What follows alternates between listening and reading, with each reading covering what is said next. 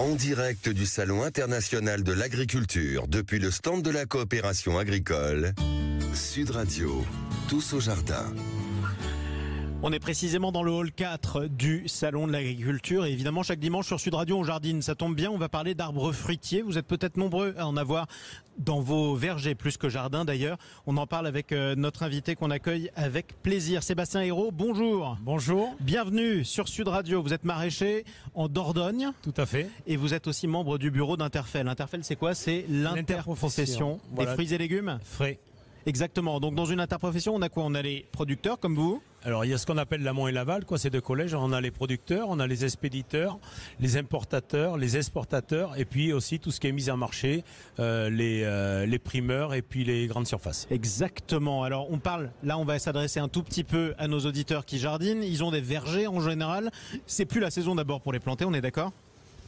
C'est fini, oui. C'est presque fini, exactement. C'est fini, oui, parce que les arbres, il y a une montée de sève. En plus, nous, en Nouvelle-Aquitaine, on a quand même 2 semaines d'avance. Ouais. Donc voilà.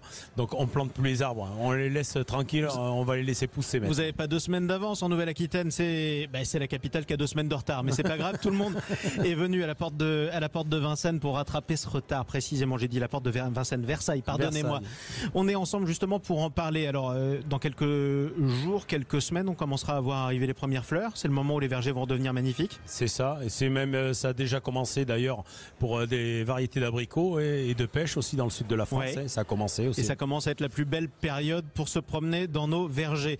Un conseil pour nos auditeurs jardiniers. Ensuite, on va parler de votre production et de vos conseils aux consommateurs précisément.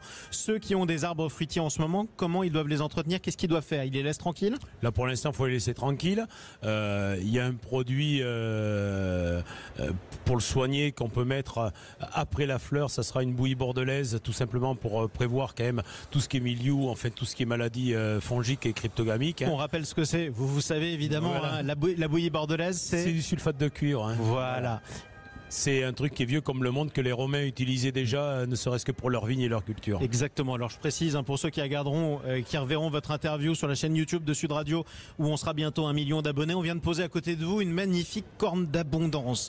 On peut pas l'appeler autrement. C'est un panier dans lequel on a à peu près tout ce que produisent les maraîchers français. Tiens, justement, vous vouliez nous en parler de cette production? Enfin, dans la corbeille, il n'y a pas grand-chose qui est produit par les maraîchers français. C'est pas vrai? Eh bien non, malheureusement, on est dans une région climatique où on ne produit très peu de clémentines, sauf on va dire en Corse. Qu'est-ce que c'est que je vois? Je vois la prune, donc ça vient de l'hémisphère sud. Le raisin, c'est pareil. Si on produit la pomme, le kiwi, la poire. La pomme, le kiwi, la poire, on a des raisins. Voilà. On a du raisin de table, on a du chasselas en France. Alors ça s'en est pas, mais c'est autre chose. Voilà, le chasselas, c'est fin d'été, début d'automne. Exactement. Voilà. Et c'est là où c'est que je dis quand même un conseil aux consommateurs: profitez des saisons. C'est là où le fruit il est le meilleur, c'est là le fruit où il est plein d'énergie, qu'il est plein de nutriments, et c'est à cette époque-ci qu'il faut vraiment profiter de cette saisonnalité. Exactement. Et si on consomme des produits de saison, on est sûr qu'ils viennent d'à côté, tout simplement. Donc précisément, on a de bonnes chances qu'ils viennent d'à côté. Pas toujours. Pourquoi? Mais par exemple, on a des pays avec qui on a des accords. On parlait tout à l'heure du Maroc, voilà. Donc on a de la tomate marocaine quasiment toute l'année, quoi. Donc ça fait une concurrence. On a de la tomate au mois de juillet et d'août qui vient des pays nordiques, quoi, de la Belgique. Alors qu'est-ce que je consomme en ce moment, moi, si je veux avoir de bonnes chances de consommer français? Aujourd'hui, en fruits et légumes, vous allez manger de la carotte, du poireau, de l'épinard, de la mâche, de l'oignon blanc, de la scarole, de la salade. Qu'est-ce que c'est qu'on va avoir? Des pommes de terre. Il y a de quoi faire notre cuisine qu'avaient nos grands-parents, c'est-à-dire qu'ils utilisaient les produits de saison et on mangeait, on mourait pas de faim, quoi. Voilà. Non, c'est clair. Bon, d'ailleurs, c'est ce que dit souvent Vincent Ferniaud. On le retrouve d'habitude le dimanche de 10h à 11h. Il n'est pas là aujourd'hui, mais on l'embrasse très fort. Manger de saison. Concrètement, vos producteurs, quel message vous avez à leur adresser, vous, depuis cette grande ferme? Alors aux producteurs, c'est continuer à travailler, continuer à produire pour justement nourrir la population française. C'est, on va dire, c'est notre premier rôle, nous agriculteurs. Le deuxième, après on voudrait quand même être rémunéré, ça c'est le côté syndicaliste qui ressort. Mais surtout, moi, c'est un appel aux consommateurs de bien lire les étiquettes et de faire une préférence quand même pour les produits français, parce que plus on importe, plus on détruit une production et une filière, et donc ça c'est pas bon, quoi. À un moment, il faut qu'on donne un coup de boost à notre agriculture, et ce coup de boost, on l'aura avec une consommation, avec une préférence française. Ouais, le président de la coordination de la coopération agricole nous parlait, Dominique Chargé, de patriotisme alimentaire. Est-ce que c'est à ça aussi que vous appelez les consommateurs qui vous écoutent? Tout à fait, et là on se rejoint tout à fait. On va pas dire préférence nationale parce qu'on va nous stigmatiser, on va dire... c'est un autre terme politique. C'est un autre terme politique, mais j'avoue que oui, d'avoir... que le consommateur soit responsable.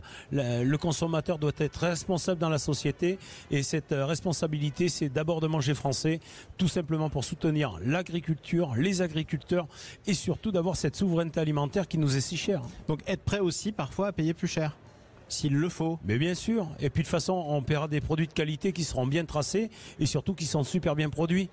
Quand c'est importé, on a souvent un petit problème, c'est qu'il y a des pays qui utilisent des produits, des pesticides qui ne correspondent pas du tout à nos normes. Voilà. Oui. Alors un dernier mot quand même, parce que je parle à un amoureux des fruits et légumes. Concrètement, vous avez quoi dans votre production? Qu'est-ce que vous produisez en ce moment? Alors moi c'était épinards, oignons blancs et mâche, et là on est en train de mettre en place tout ce qui est tomates, melons, persil, basilic, poivron, aubergine, pour justement faire de la piperade, la ratatouille pour l'été. C'est bon ça, la piperade. Voilà. Rappelez-nous la recette, tiens.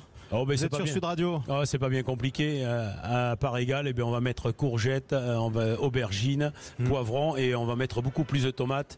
On met un petit bouquet garni, du basilic en fin de cuisson et de l'ail pilé, et un brin d'huile d'olive, et à côté de ça une belle entrecôte, ou un bon magret. C'est aussi ça, hein, franchement, le patriotisme alimentaire. On est en France quand même, on aime manger, c'est pour ça qu'on est si nombreux au salon de l'agriculture. On n'est pas trop racheté, comme on dit chez nous.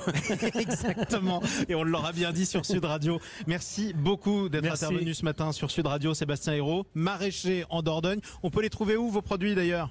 Alors je fais le marché de Montségur, un petit village en Gironde à côté de Duras, et à Sainte-Foy-la-Grande devant le comptoir des sports, pareil en Gironde aussi. Quel jour de la semaine? Vendredi pour Montségur et samedi pour Sainte-Foy-la-Grande. Les Girondins qui nous écoutent sur Sud Radio auront pris le rendez-vous. Bon salon